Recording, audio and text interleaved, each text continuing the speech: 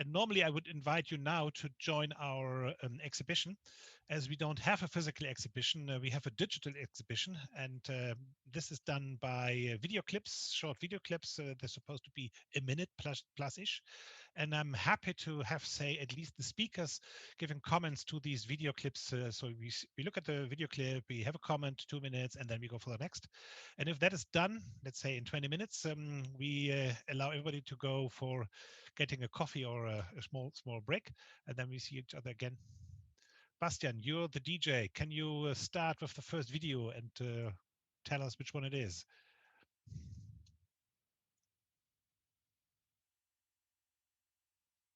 You're muted.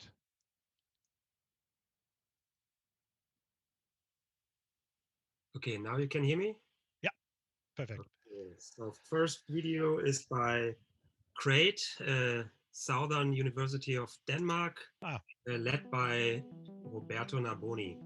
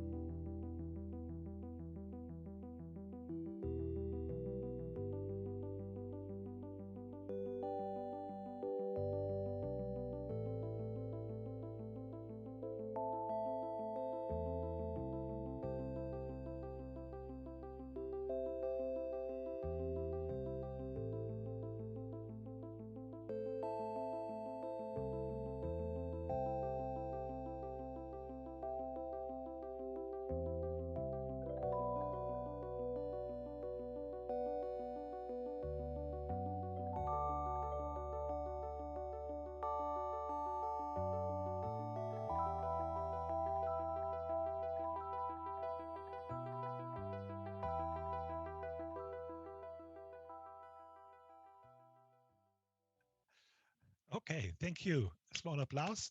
Is someone from SDU here in the audience? Somehow raise your hand or make us being able to see you. Interesting to see that concrete is the material which is the most, which we see a lot. And the plastic obviously was the one which was actually first, but we're still hesitating in construction how to deal with plastic as a material. So it's you see now at some places on an say larger scale this material being brought to construction. That's yeah, that's what I predict. And here, as I understand this video, this is about recycling as well. Anyone else of the speakers to comment to this? Okay. Well, maybe I'll just jump in quickly then and say, look, I think this has a lot of potential because printing with well, firstly, printing with recycled materials, I can see a lot of benefits in doing this, but it's a very rapid, very reliable printing process that does have quite a lot of geometric freedom within it. And using that as the capacity to make formwork for then casting other materials. And this goes back to some of the early presentations today about printing one material and casting back into it. I think this type of permanent or sacrificial formwork strategy is a kind of really fertile area for exploration within additive manufacturing. And quite beautiful results. Good comment. Bastian, next video. Okay, next video is TU Delft, Double Phase 2.0 by Architectural Engineering and Technology. Another one in plastic. Yeah. This one doesn't have sound, so. Okay. It's actually a group of mainly hosted by two people, Michela Turin and Martin Tempirek, starting with solar harvesting systems printed in plastic, small bricks, increase the size of the printer to a certain dimension. And this project, if I'm remembering it right, is including one side filled with water and the other side filled with phase change material, and then being positioned in an experimental place to be tilted during the time of being used. And I remember they had very hard times to get it really watertight, which you can imagine with the printing process of the plastics. What I like with this theme is that it's not, again, just another material or a material to replace something, but it tries to integrate this additional functionality of being able to have water flow through the system in this setup. Roland, you're my secure counterpart. Yeah, well, we need to get the audience more active in this. And I'm happy to talk about this. I mean, I've spent many years trying to work on large scale printing of polymers. And I guess one limitation that you can see in this project is that the start-stop on printing with polymers is often really problematic because it drags the material, so you get all these kind of like fine fur in it. But also, that's the problem, that getting the water tightness probably comes down to that problem. It's the start and stop of those, and getting those to be completely watertight is a kind of hugely problematic part of that kind of process. Yeah, but I'm happy to have this project in this exhibition, in this virtual exhibition, because we're really looking forward. But it was too large to get it transported last time, so I'm happy to have it in here this time. Bastian, next one. Ah, that one, yeah. You're muted, we don't hear you. Okay, sorry, yeah. Space Shingles is the project by Leibniz University Hannover and Hochschule Wismar, Professor Mirko Becker and Asko From. Again, no sound.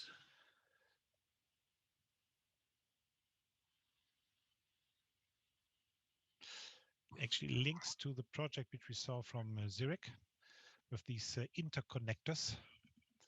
Remembers me also to a very early interconnector project Marcel Bilo from Delft was doing when he was scanning a 3D brick and adding a shelf to that as an action. Interesting, obviously, is going to be, is it, say, purely geometry driven by the design, or is it linked to the geometry really existing, and how to then connect the components?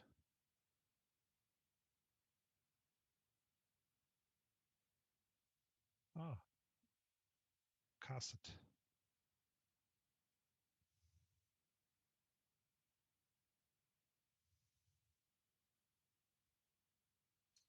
Yeah, that's something we also saw with the last beam, yeah, like this sort of mixed methods, yeah. 3D print the object and then cast it afterwards to really get some of the material strength, which we are more used to and more, say, feel reliable in the means of construction. Yeah. Nice little objects, clear.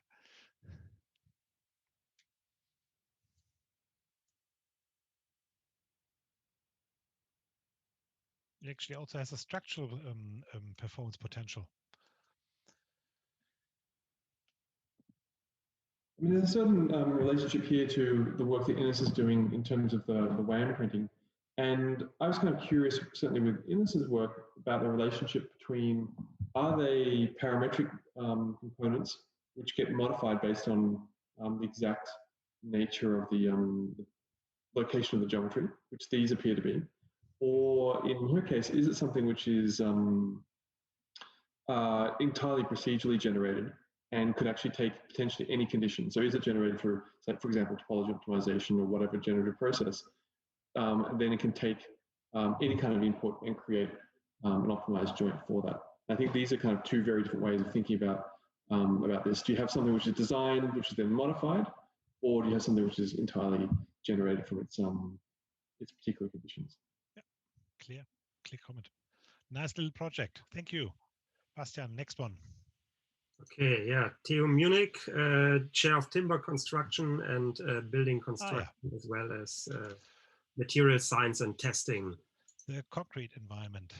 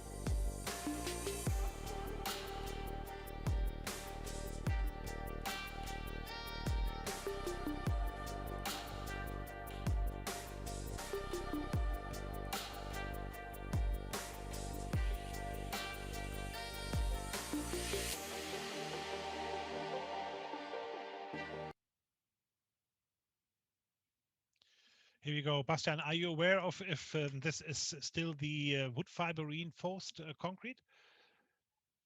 No, I do. You remember they've been presenting, Yeah, let's say, in the second beam, and at that time they were with this wood fiber reinforced concrete. But and as I see Winter being here, I thought this may be still the case, but I couldn't identify from the video itself. And also have to say, I think another challenge which I see at some places next to the technical way of how to do the prints and what the performance is, the surface also appears to have a certain aesthetic.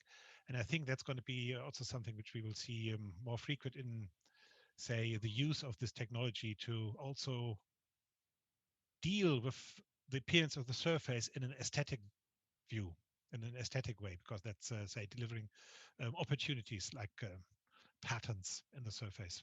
Roland, you want to comment to that?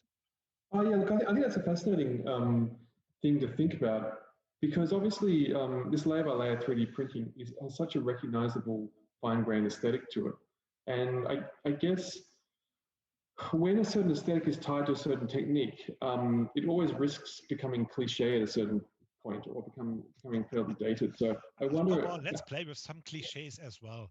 Why but not? Yeah, I wonder how many years' time it will take. Like, not many, I predict. If we look back at that and go, we see that as a trope or something.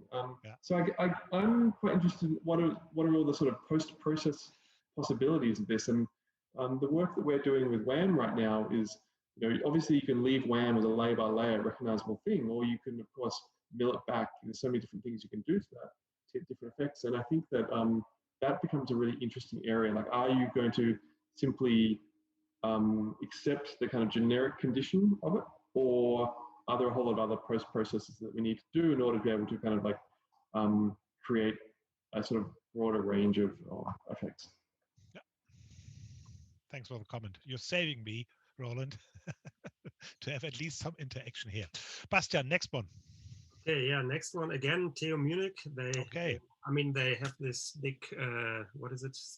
Sonderforschungsbereich. Sonderforschungsbereich, yeah. Yeah. So they actually linked to Braunschweig, and Norman Hack is going to give some presentations on this as well. And it's mainly about 3D printing concrete for the construction. Huge project, huge funded research. Very nice. Here we have the project Selective Cement Activation. Yep.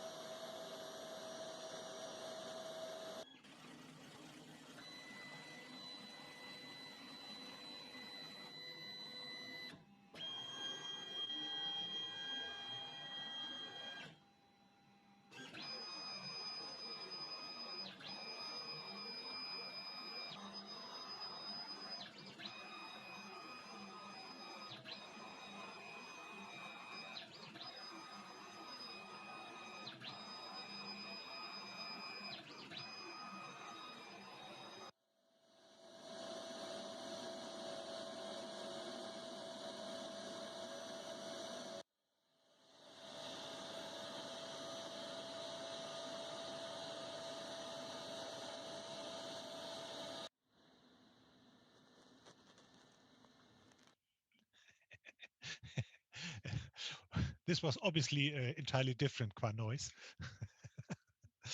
The other opportunity to deal with concrete, when we look at in the booklet Bastian made, we find other objects as well. And I have to say, it actually the nice part of this one, a significant number of compressive loads that could be taken by this, which makes it interesting. And I think, Bastian, we're going to have another one from them, do we? Yeah, let's do that one as well, and then we in a row. Yeah.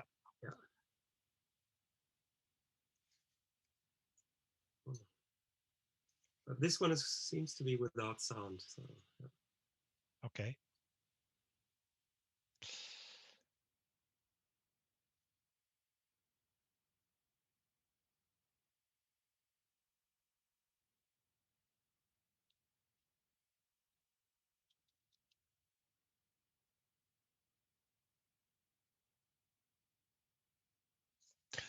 Yeah, same general outline of say having the layers to create the volume. and by that being simply able to have more three-dimensional geometries. That's the one part. I'm not sure about this project, if it is, say, purely concrete, or if there's a binder within the lamination process. Bastian, you know more. Body language was saying that you know it. Yeah, I mean here the special thing is the binder, yeah, that allows you to combine different materials also, yeah, as a compound material here, yeah. That's why. And I really enjoy that. I mean, this technique allows you to really do fabricate really complex shapes. Yeah, you can have undercuts and stuff like that. So yeah, it's definitely also an interesting approach. Again, when we look at the in the booklet you made, you see them being. You see this complexity which is possible. Roland, give it a comment from your side. From somebody who normally, I spend most of my time working with extrusion printing techniques.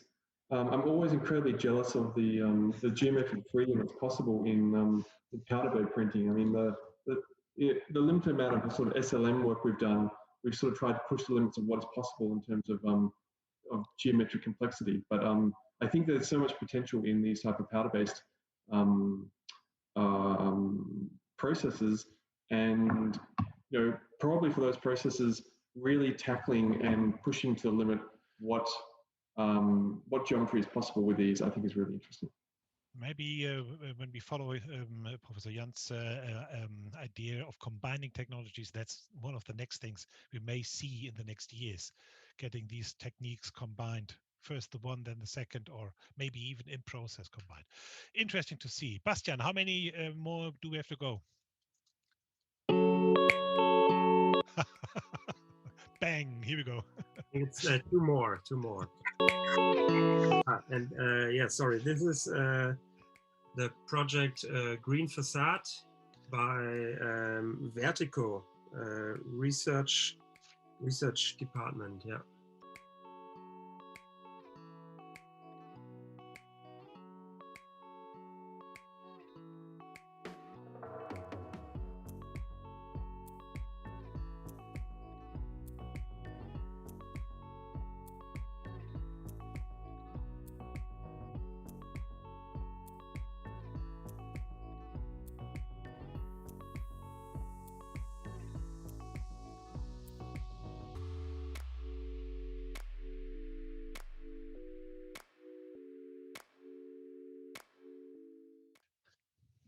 Saxony means the north of the Netherlands.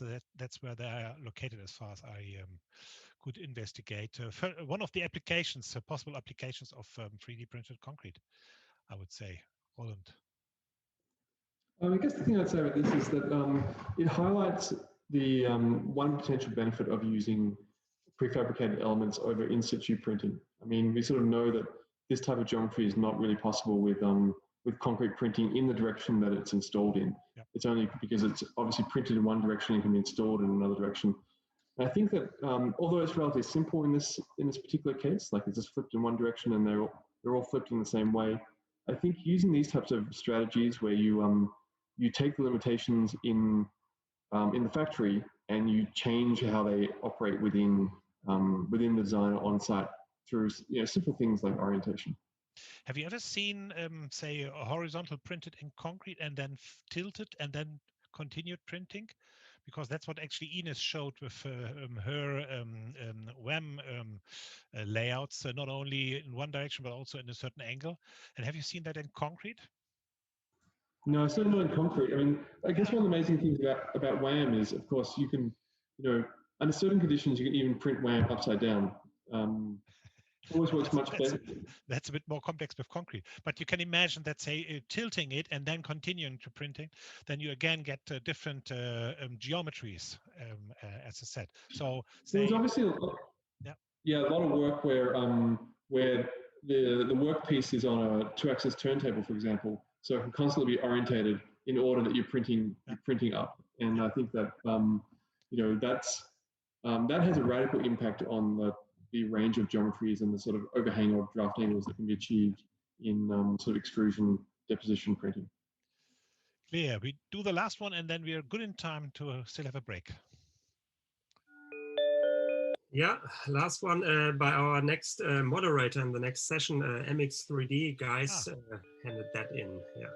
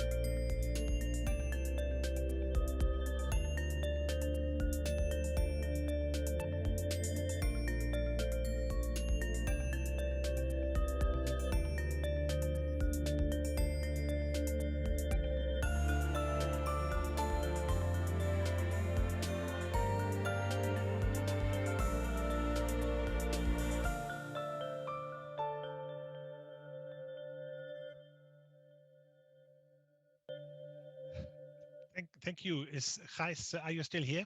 Yeah, well, I wasn't listening in, but I saw the video. So Well, I think you know the video, don't you? yeah.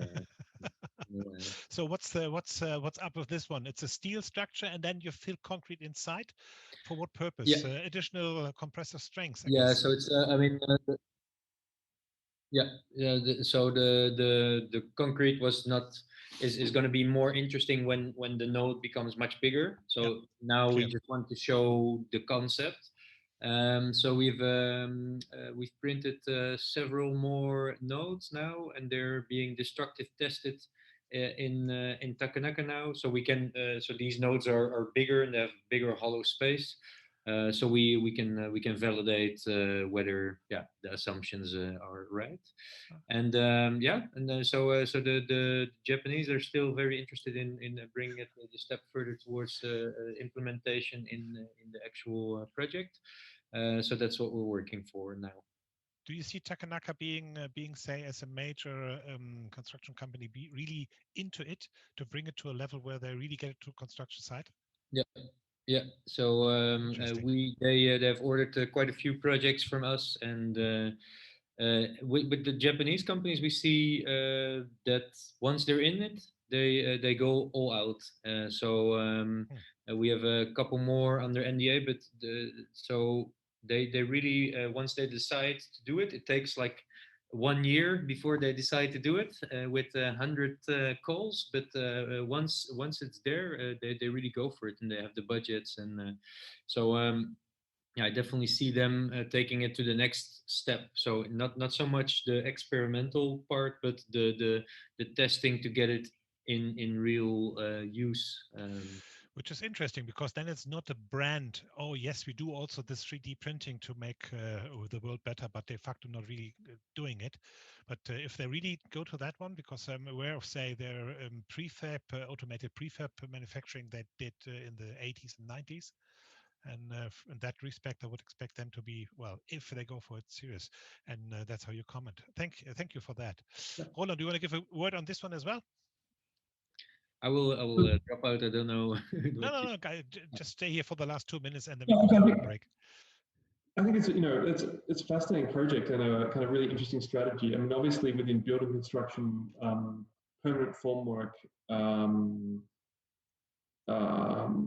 structures are really common. Like in terms of, so I don't know. I mean, certainly in Melbourne, where I'm based, there's a lot of buildings that are built with either beams or columns which are made from thin-walled steel, which are brought to site and that used as permanent formwork and cast concrete into it. And I think the idea that those things can, of course, be metal printed to enable, particularly with complex joints, as you're showing, to enable a lot of geometric freedom and dealing with some of the complex parts would normally require sophisticated welding. I think this is an area that's got a lot of potential. Great. Now we do the break. The break works that Bastian sets all the videos in a loop, so there's a constant entertainment on this channel if you'd like to look at it. And let's say in 25 minutes we're going to be back in this channel, and then my colleague and friend Oliver Tessmann, who's in this session since 2 hours, 2.5 hours now, is going to take over with Gijs the second part of this event. Thank you for this to the speakers to give these performances. Thankful for the audience to stay here, and yeah, entertainment for 25 minutes, and then we are back.